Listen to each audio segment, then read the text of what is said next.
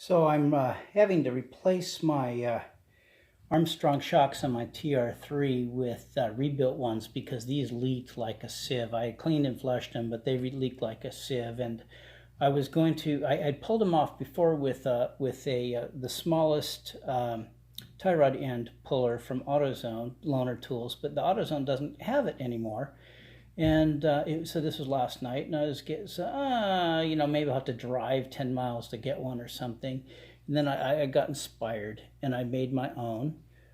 This is a piece of 3/4 inch pipe from left over from my compressor system, and I cut it in half, and then cut notches in it. One notch here for the Pitman arm, one notch here for the bolt to fit through, and then just cut it through just because it's easier to do it that, and cut it through to open it up a little bit to make it fit better.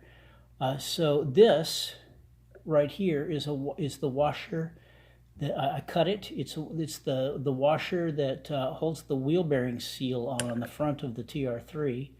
I cut it, I trimmed it, put a little edge on it with a Dremel cutting wheel. I cut all this with the Dremel. Then I welded it on, not the prettiest weld in the world, welded it on. Then I welded a washer, molded a nut to a washer, and welded this to here. I had to put a few more threads on this. The idea is while this is in place, you pound it on.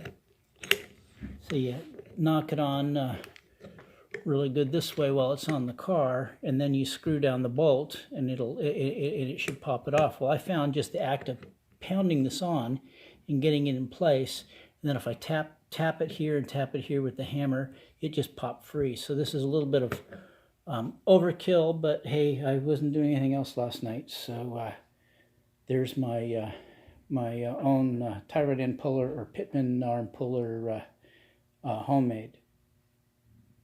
So maybe you'll get inspired and make one too. I don't know.